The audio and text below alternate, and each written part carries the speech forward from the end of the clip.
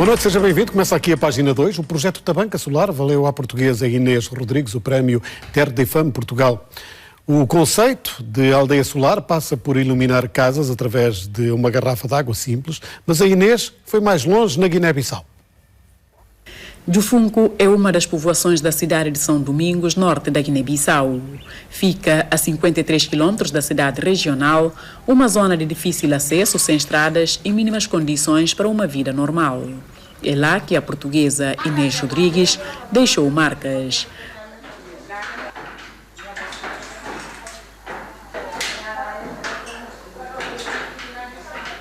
Há 3 anos montou o sistema fotovoltaico que dá a luz a este centro de saúde e permite a realização de partos à noite. Como é que fica contente nesse momento? Não é o bairro no gai mãe, bem mame no contane mãe. No kungal ali são que é contane era não ela como se. Num outro ponto de São Domingos, em Cubompor, através de uma simples invenção, melhorou o dia-a-dia dos habitantes com materiais reciclados. Com apenas uma garrafa de 1,5 litro de água misturada com lexívia e pedaço de chapa de zinco, criou lâmpada solar. Antes é falar no Banharias, mas a mim não tenho certeza que a inimiga dá claridade dessa forma assim. Mas gosto quando está montado, não é claridade que está. Em seu quarto escuro, suma que boa entrar lá, mas como montar assim, bom olhar um cão claro, em segura bom olhar. Meu quarto escuro, hoje mesmo põe a luz de garrafa, não olhar claridade. Em 3 horas, estou a claridade, nesse de noite sim, está claro, nesse de dia está claro. Isso escuro, na mango, não estou a claridade. É barato para ver. E fazem hoje. Na quarta estava escuro. Enquanto o bebê vem em montanha, então eu gosto de claridade lá. Tanto de dia, tanto de noite, se lua na arde. A luz solar está montada em casas de Cubompor, mas ainda há muitos pedidos na lista. Inês Rodrigues é a minha convidada. Parabéns, é um projeto fantástico. Obrigada. Ouvir estas pessoas num sítio bem isolado é um sinal de mudança. Podemos, com coisas simples, afinal, ajudar a mudar a vida de tanta gente. Para mim, assistir agora a estas imagens é o concretizar de um sonho, porque e emociona-me ver que efetivamente... Já não estava lá quando fizemos esta reportagem? Não estava lá. Esta reportagem foi feita recentemente e agradeço à RTP ter-se deslocado a sítios tão remotos, e sei que foi complicado no caminho para o fazer, mas de facto só vendo nos locais e falando com as pessoas é que nós conseguimos ver o impacto, porque é muito difícil explicar no papel ou em conversa o que estes projetos têm, fazem para estas pessoas. No fundo, a garrafa, a gota de luz, que é o projeto mais emblemático e é aquele que toda a gente comenta, porque é aquele que entra diretamente na casa das pessoas, é uma coisa tão simples quanto uma garrafa de água num telhado, que não é uma ideia nova, é uma ideia que já existe há bastantes anos e que está difundida em muitos países. No entanto, nós levamos-la para a Guiné-Bissau e adaptámos-la às condições da Guiné-Bissau. Porque as casas são escuras. São extremamente escuras, porque as construções são feitas escuras, porque a temperatura é tão elevada que as pessoas têm necessidade de estar confortavelmente dentro de suas habitações com temperaturas inferiores. Esta lâmpada solar ainda tem outra particularidade. Para além de evitar que as pessoas usem ou as lâmpadas, que têm que comprar pilhas, ou então as de querosene, passam a utilizar a gota de luz, que diminui o monóxido de carbono dentro das habitações e evita as doenças respiratórias. Por outro lado, diminui em 2 a 3 graus a temperatura no interior das habitações, que é ainda mais fantástico. Dá-lhe uma ajuda, tem quase um efeito ar-condicionado. Exatamente. Levar a energia solar a estes sítios muda também a vida de quem tem que ir a um centro de saúde onde faltava a luz à noite. Completamente. Aquilo que nos era dito na altura era que de facto havia partos extremamente complicados à noite, precisamente porque não havia luz e as pessoas não tinham como acudir a um domicílio, inclusivamente. Aquilo que nós desenvolvemos cá em Portugal, porque o nosso projeto começa cá em Portugal, nós trabalhamos com um centro de formação onde todo o projeto é montado por alunos e professores e formadores de diversas áreas. Qual centro de formação? CICOPN, já agora. Sim, o CICOPN é o Centro de Formação para a Indústria da Construção Civil e nós envolvemos os formadores de carpintaria, fotovoltaico, eletricidade. Vocês têm a invenção cá. O trabalho criativo é feito cá.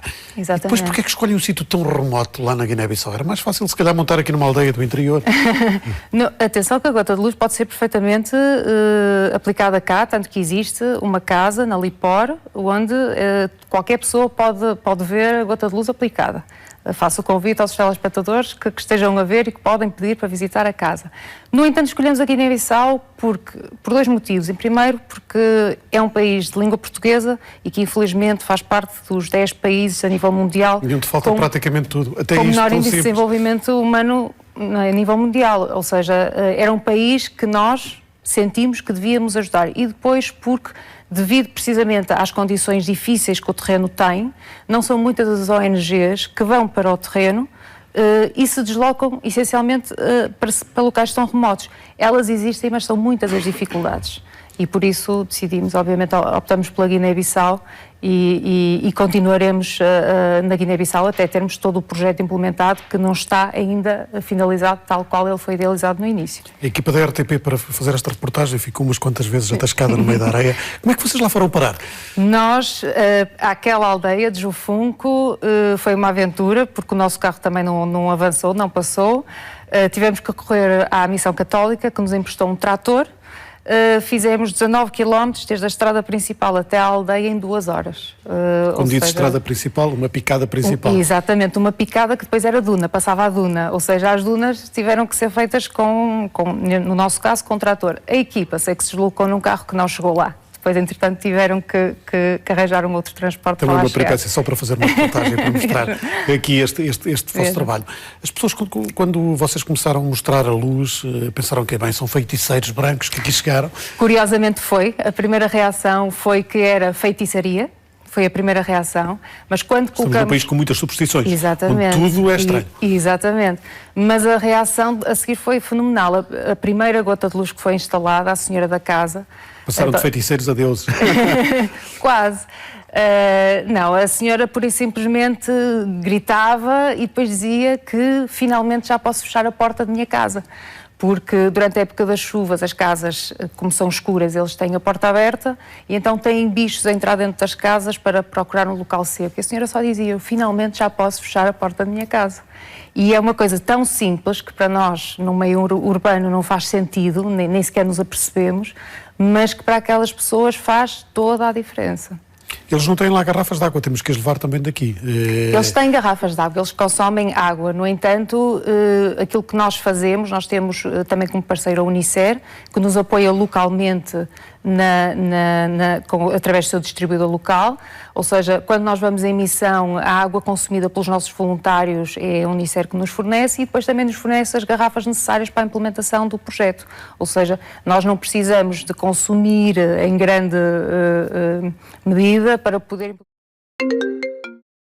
o projeto lá. Da mesma forma que cá. Mas depois é preciso manter tudo isto e temos condições para que esta luz não se apague. Neste momento nós demos formação a cerca de 80 pessoas. Ouvimos um deles a dizer que já está. Exatamente.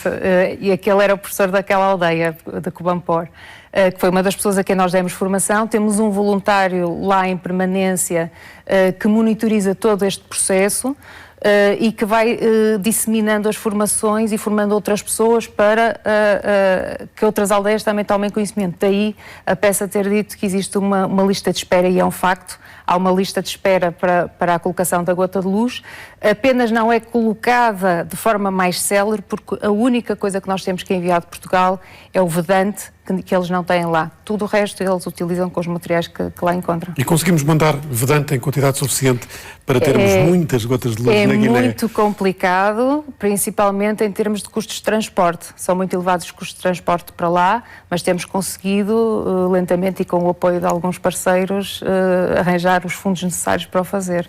A ideia é boa e veio o prémio também. Sim.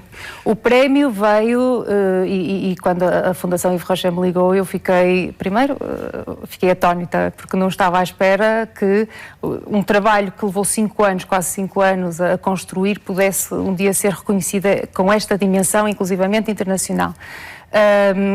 E depois, porque nós trabalhamos todos voluntariamente na Educáfrica. A Educáfrica tem voluntários que têm a sua profissão e, no entanto, trabalhamos depois no projeto, inseridos neste projeto, e é um orgulho para nós, obviamente, receber esta distinção. Já levámos a gota de luz, já levámos a luz. Exatamente. Com o sol, vamos levar mais o quê? Este projeto, o projeto da Banca Solar, abarca 4 soluções energéticas, ou seja, são soluções que foram encontradas cá em Portugal e trabalhadas em Portugal no CICOPNE, junto com os professores e com os alunos. Nós desafiamos os alunos a encontrar estas soluções energéticas de baixo custo e com materiais recicláveis e passíveis de ser encontrados em qualquer local. Para além da gota de luz e do sistema fotovoltaico, instalamos também fornos solares, que atualmente são utilizados quer para a confecção de refeições, quer para a esterilização de material hospitalar, neste caso centros de saúde. Por centros de saúde estamos a falar daqueles centros que, tal como vimos na PES, ou seja, são unidades de saúde. Casas com 15, 20 metros quadrados, não mais do que isso, mas que abrangem uma população de 400, 500, 600 pessoas no seu total. Este ano vamos levar um projeto novo, porque os outros 3 já estão implementados. Este ano levamos o desidratador solar. Ou seja, num país onde 70% da população não tem eletricidade, falha os frigoríficos, não há congeladores, nós tentamos perceber de que forma é que nós poderíamos proceder à conservação alimentar. Porque existe fruta em abundância, a banana, a manga, o caju, mas são frutas sazonais, e durante o restante tempo do ano não havia para consumo.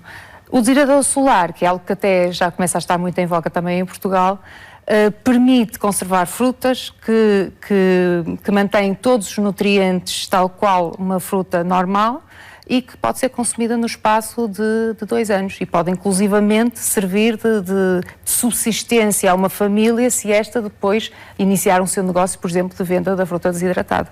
Inês, foi um prazer tê-la aqui nesta página 2 com uma ideia positiva. Afinal, podemos fazer luz de coisas tão simples como de uma garrafa que iria direitinha para a reciclagem. Eu volto amanhã com o Dia em 40 Minutos, às 9 em ponto, aqui à RTP2. Vai ser uma emissão bem...